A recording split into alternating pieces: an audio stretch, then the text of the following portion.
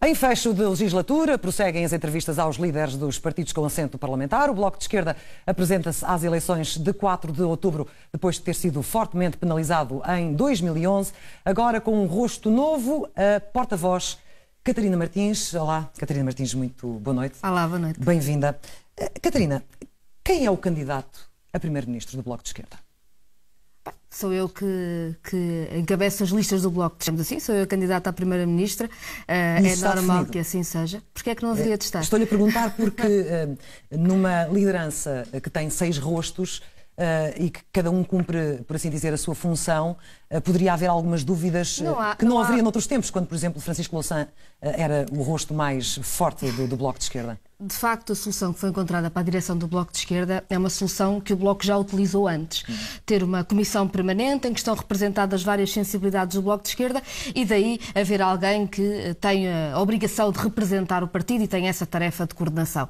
E, portanto, desse ponto de vista, não somos assim tão inovadores. Estamos a usar sistemas coletivos que sempre utilizamos. Nos partidos de esquerda, a ideia do coletivo é uma ideia importante, o que não quer dizer que não haja responsabilidades pessoais e que sejam assumidas também com toda a naturalidade. E, portanto, a Catarina assume-se como a candidata a Primeira-Ministra. Em termos programáticos, o que é que distingue hoje o Bloco de Esquerda dos restantes partidos de esquerda, nomeadamente aqueles que foram criados por dissidentes do próprio Bloco, como é o caso do Agir e do Livre? Bem, eu posso falar do programa do Bloco, dos outros também. O que é que vos distingue dos outros? O Bloco de Esquerda tem um programa assente em 2 grandes eixos. Por um lado, é preciso manter a viabilidade do Estado português e isso precisa de uma posição diferente na Europa e da reestruturação da dívida pública. A dívida pública portuguesa cresce ao ritmo de 1,5 milhão de euros por hora, 25 mil euros por minuto. É avassalador e, portanto, no futuro, se este problema não for encarado, o que está em causa é a viabilidade do próprio Estado português.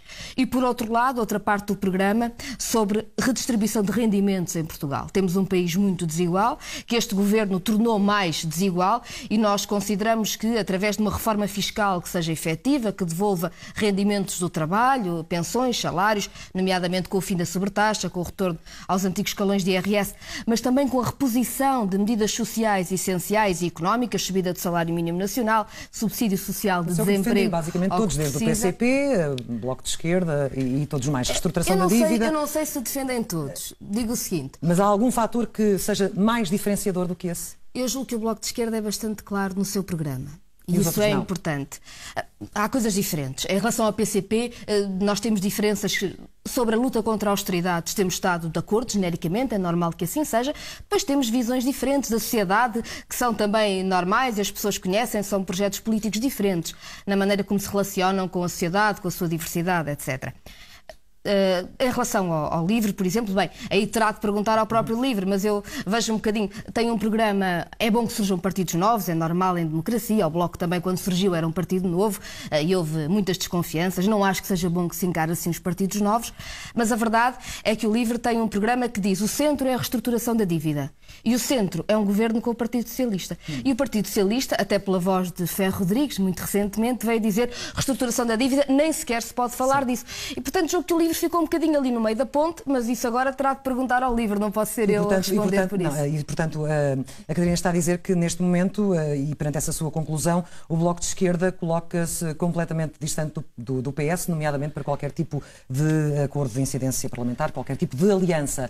É preciso perceber qual é a resposta que se faz ao país neste momento. Nós temos 4 problemas. O problema de uma dívida que está a crescer de uma forma... É uma bomba relógio sobre o nosso país. Não era inevitável que isso acontecesse depois do resgate dos últimos... O Bloco de Esquerda propôs, eventualmente foi mal entendido e até penalizado nas urnas na altura. Hoje julgo que muito mais gente compreende isso, que nós não precisávamos de austeridade, precisávamos era de reestruturação da dívida. Hoje, quando da esquerda à direita vozes se levantam a dizer que é preciso reestruturação da dívida, acho que fizemos algum caminho. As pessoas, se calhar, não têm noção. Mas todas as privatizações que este governo fez só dão para pagar 1 ano de juros. E nós já vendemos quase tudo. Como é que nós vamos continuar a aguentar uma dívida destas sem reestruturação? Bem, e isto para lhe dizer muito brevemente, o Partido Socialista sobre a dívida tem exatamente a mesma posição que a direita.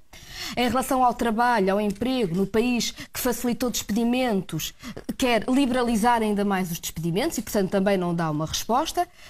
Sobre as privatizações, acaba por ter uma agenda escondida de privatizações, não é? Porque o programa do PS diz que é preciso fazer um regulamento para a boa privatização. Explica-nos muita transparência para a privatização, mas depois não diz o que é que quer privatizar. Não há mas, qualquer de facto, tipo de entendimento, nem qualquer tipo de depois, ponto para uma bem, aliança. do ponto de vista da devolução de rendimentos, também, como já é conhecido, o Partido Socialista não tem tido uma posição de alterar a forma como os rendimentos são distribuídos em Portugal. Ou seja, nós consideramos que há pessoas que não têm feito nenhum esforço e é preciso taxar quem tem fugido aos impostos, é preciso redistribuir o rendimento em Portugal. O Partido Socialista tem tido a posição de que é preciso é que quem trabalha hoje peça emprestado a si próprio quando já for pensionista, não é? O João trabalhador, cuja conta não chega ao fim do mês, pede emprestado ao João pensionista. Só que isto põe em causa tanto a sustentabilidade da Segurança Social agora, como determina que as pensões vão ser cada vez mais baixas. Ou seja, não resolve o problema. Como é que quem trabalha em Portugal consegue ter uma vida com dignidade? E esse problema exige redistribuição de riqueza. Isso, de facto, é também falado neste vosso manifesto eleitoral para as legislativas de 2015 e este foco na reestruturação da dívida tem sido um ponto que tem reforçado das várias entrevistas que vi e que deu. Mas tudo aquilo que defende neste manifesto está dependente dessa reestruturação. E se quem toma essas decisões disser não? Fica tudo em causa? Diferentes. Primeiro, não está o programa do Bloco todo dependente da reestruturação da dívida. A reestruturação da dívida é uma parte importante, mas não é todo o programa do Bloco. A reforma fiscal não depende da reestruturação da dívida. O combate à corrupção não depende da reestruturação da dívida. O que tem a ver com condições de igualdade, combate às discriminações, não tem a ver com a reestruturação da dívida. O que tem a ver com a relação com as PPPs, com a transferência de recursos da escola pública para a escola privada, parar essa transferência e proteger a escola pública não precisa de reestruturação, o mesmo na saúde, ou seja, não é todo o programa que depende da reestruturação. Por parte do Estado. E não, exige tomada de posições. Exige decidir que a escola privada não vai ter mais turmas para a escola pública ter menos dinheiro, que é o que este governo está a fazer. E, portanto, exige decisões. Decisões que são fortes contra grupos económicos que têm vivido à conta do Estado e que têm vivido à conta desta transferência de recursos que são todos para os privados. Mas a reestruturação da dívida é muito importante. E não é uma espécie de fetiche do Bloco. É porque nós temos mesmo um problema grave que é preciso resolver. Nós, este ano, gastámos em juros da dívida 9 mil milhões de euros, só juros, mais do que no Serviço Nacional de Saúde. Se nada for feito para o ano, com as regras que PSD, CDS e PS aceitaram do ponto de vista europeu, temos de gastar estes 9 mil milhões mais 6 mil milhões. Ou seja, o Serviço Nacional de Saúde todo, mais a escola pública toda. Entretanto, já privatizaram o país quase todo e com isso só ganharam dinheiro para pagar um ano de juros. Já passou esse ano, já passaram 4, aliás. Quando fala de reestruturação, fala mais de renegociação ou fala mesmo de uma reestruturação com perdão parcial de dívida? Porque isso, os líderes europeus têm dito que isso está completamente fora de causa. Bem, têm dito uma coisa e têm dito o seu contrário. O próprio Draghi não falou de uma reestruturação nos termos em que já ouvia a forma como entenderam as palavras dele. Ele disse que é obviamente necessário um alívio da dívida. Vamos ver como. Com perdão ou sem perdão, Catarina Martins? Foram feitos estudos vários que dão as duas possibilidades. Um governo tem que estar preparado para negociar com os credores, com os investidores, com os especuladores e perceber o que pode fazer à sua dívida. Nós consideramos que é desejável que haja um perdão de dívida. E não é uma coisa assim tão difícil. As pessoas sabem, todas as empresas que estão em dificuldades reestruturam as suas dívidas. A reestruturação da dívida é algo de normal na vida financeira e na vida económica. Os Estados também o podem fazer. Mas tem implicações na imagem de um país também, como sabemos. Implicações na imagem de um país. Que se refletem depois nos juros que são cobrados também nesse país. Tem um desemprego galopante, que não dá nenhuma capacidade ao país ter futuro. Dá uma imigração galopante, que diz que a economia do país não terá nenhum futuro para pagar a dívida. E depois, contratos por contratos, temos andado a quebrar contratos com pensionistas, cortando as reformas, temos andado a cortar contratos com funcionários públicos, cortando os salários, etc. Ignora os sinais de recuperação na confiança os que são revelados pelo próprio INEP. Bom, é o organismo estatístico que nós temos, sim, que fala de sinais de recuperação, confiança dos consumidores no próprio consumo. Ignora esses sinais? Não ignoro nenhum sinal que seja bom para o país. Precisamos de todos eles. Agora, eu queria voltar à reestruturação de dívida, mas se calhar queria-lhe responder sobre isso também.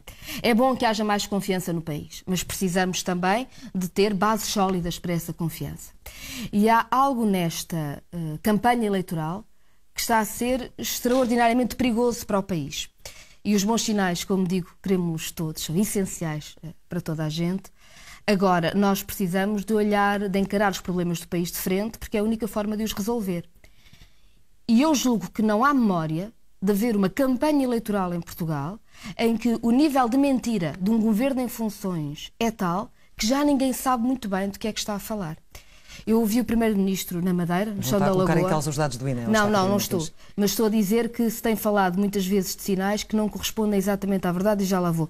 Eu ouvi o Primeiro-Ministro falar no chão da Lagoa de acabou uma economia endividada, quando este foi o governo que mais fez crescer a dívida pública de sempre. Cresceu 52 mil milhões nestes 4 anos, 1,5 milhão de euros à hora. E ouviu também dizer, por exemplo, que não é o Estado que cria emprego. Quando 9 em cada 10 dos empregos que o governo se gaba de ter criado, que na facto não são bem empregos, é retirar pessoas do desemprego, são estágios financiados pelo Estado ou contratos de emprego e inserção que é paga-se subsídio de alimentação a quem está desempregado e obriga-se as pessoas a trabalhar sem direito a um salário sequer. E, portanto, nós temos neste momento a máquina do Estado a trabalhar não para sinais melhores na nossa economia, ou seja, não emprego em que as pessoas tenham salários, perspectivas em que estejam a ocupar um posto de trabalho, com os direitos, as condições de confiança, de perspectiva de futuro a que têm direito, mas sim a máquina do Estado a pagar para retirar pessoas das estatísticas do desemprego em situações que não são as boas para a sua vida e que a prazo prejudicam mais a nossa economia. Portanto, nós queremos sinais bons, claro, mas queremos sinais bons que sejam sólidos para o nosso país. Estamos no final e aproveitando a deixa da reestruturação, uma pergunta final para a Catarina Martins. Qual é a lição que o caso grego dá ao Bloco de Esquerda? Qualquer governo que quer romper com a austeridade tem de estar preparado para lidar com todas as ameaças e chantagens a que for sujeito pelos outros Estados. E isso significa perceber que a União Monetária pode ser um problema. O objetivo, claro, é sempre romper com a austeridade, que haja economia, que haja emprego, é o que o país precisa. Mas qualquer governo tem de estar preparado, depois da ameaça do ministro Schäuble de expulsar um país da zona euro, para romper com a União Monetária, se for preciso. Romper com o euro, sair do euro. Se as regras só servirem à Alemanha, precisamos de outras regras. Se a moeda única for a austeridade, não podemos ter essa moeda única. Significa que este deve ser um objetivo de um governo? Não. O objetivo deve ser emprego, dignidade, as melhores condições de vida. Mas é preciso estar preparado para todas as chantagens e preparar o país para isso. Catarina Martins, muito obrigada pela sua vinda hoje ao Jornal da Noite. Muito boa noite.